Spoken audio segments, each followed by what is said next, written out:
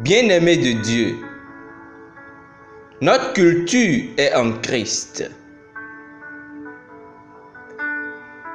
Colossiens chapitre 3 verset 2 nous dit: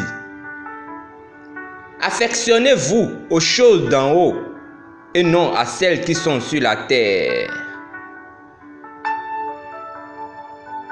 En tant que chrétiens, bien que nous ayons été appelés et choisis hors du monde, nous vivons toujours parmi des gens de culture, d'origine et de mentalités diverses. Parfois, certains chrétiens se retrouvent pris dans un conflit entre leur foi chrétienne et ce qui prévaut dans une culture terrestre. Tout d'abord, il est important de comprendre qu'étant né de nouveau, votre culture principale est en Christ Jésus. Vous devez intégrer et imprégner la culture de la parole de Dieu.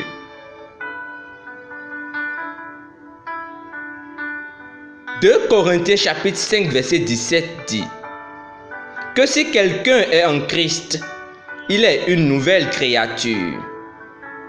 Vous n'avez pas une autre nature ou n'appartenez pas à une autre culture. La parole de Dieu est ce qui guide votre mode de vie et vos principes. La culture, souvent simplement définie comme étant le mode de vie d'un peuple, et pour vous, Christ est notre vie. Colossiens chapitre 3 verset 4. Et la foi en la parole est notre mode de vie. Hébreux chapitre 10 verset 38. Et 2 Corinthiens chapitre 5 verset 7. Certaines personnes aiment s'identifier ou participer à des cérémonies culturelles dans leur pays, leur ville ou leur pays natal. Cependant, de telles sous-cultures ou événements culturels ne doivent pas renier ou être contraires à la parole de Dieu et votre foi en Christ Jésus. Lorsque vous êtes cultivé par la parole, votre vision de la vie change. La parole choisira vos nouvelles normes et deviendra votre référence en toutes choses. Vous n'embrasserez et ne célébrerez que les valeurs de Christ, ces choses que le royaume promulgue à propos de ce que vous avez, qui vous êtes, votre héritage en Christ. Alléluia.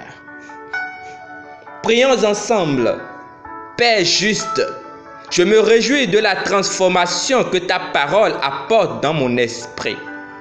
Ta parole m'a donné une culture et une mentalité de succès et de grandeur. Je célèbre mon grand héritage en Christ, à propos de qui je suis et toutes les bénédictions du royaume céleste auxquelles j'appartiens au nom de Jésus. Amen. Pour une étude approfondie, lisons Romains chapitre 12 verset 2, Galates chapitre 3 verset 27 à 28.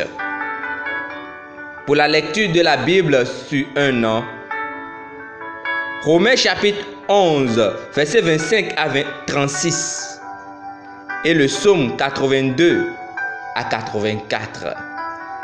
Pour la lecture de la Bible en 2 ans, Luc chapitre 14 verset 15 à 24 et Juge chapitre 17.